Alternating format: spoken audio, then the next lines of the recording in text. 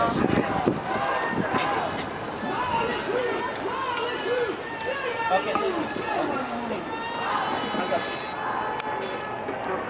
dulal kamera pa.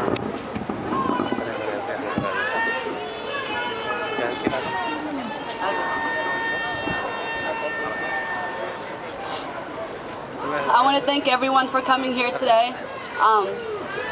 We concerned Eritreans living in the U.S. called for this rally to be held in front of the White House to mark the International Day of Human Rights. Just to give you a briefing, this day was chosen to honor the United Nations General Assembly adoption of proclamation of the Universal Declaration of Human Rights on December 10, 1948. There was a video circling on the internet where people within the United States were asked, "What does human rights mean?" To my surprise, this seemed to be a boggling question for them to answer. As I watched black and white people, educated and otherwise, stumble around the answer, I wondered how such a simple question was so difficult for them to answer. Then it dawned on me that to assert the veil, because their rights had not been violated, their rights had not been taken or tampered with, therefore it was difficult. Therefore, it was difficult for them to recognize what it is.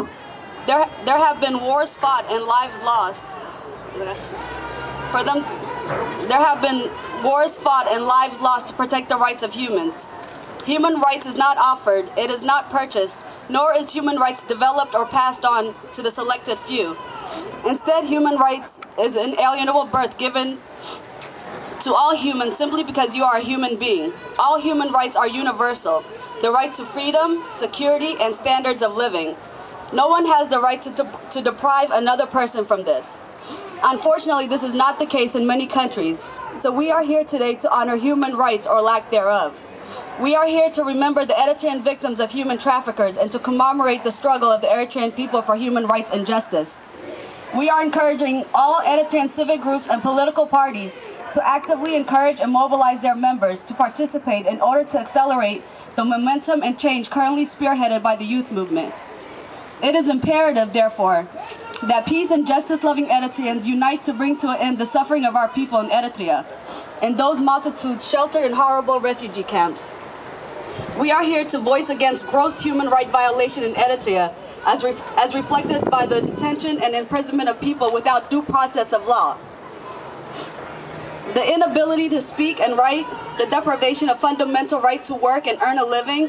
We are here to advocate for the young who for the past 16 years have been bounded to the so-called national service without or with minimum pay and exploitation by the army and those in power.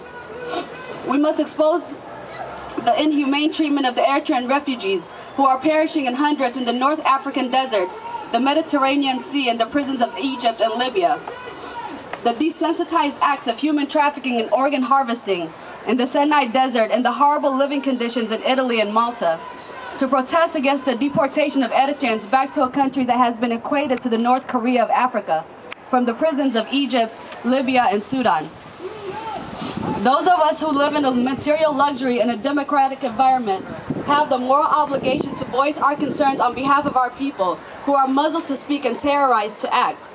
It is our national and human duty to help our people in the struggle for the reintroduction of rule of law in Eritrea, where freedom and the pursuit of happiness continues to be impeded by the government. Let us rise in unison to tell the undemocratic, repressive regime in one voice, enough is enough. We declare that hope is not lost and in fact will come to pass provided we join hands to challenge the seemingly invincible regime. In this regard, we appeal to our brothers and sisters who innocently or otherwise are supporting the regime who repress their people to join us in our campaign to bring a hopeful and free Eritrea, where the young is free to explore his or her dreams, the adult is joyful with the gratification to look after his or her family, and where the old is provided the opportunity to reminisce in his twilight. Situations do not get better by chance, they get better by change. Change is brought out by our will of action. We must empathize. We have to create change. We have to get involved. We have to work together. This is the duty of our spirit, and this shall too pass. Thank you.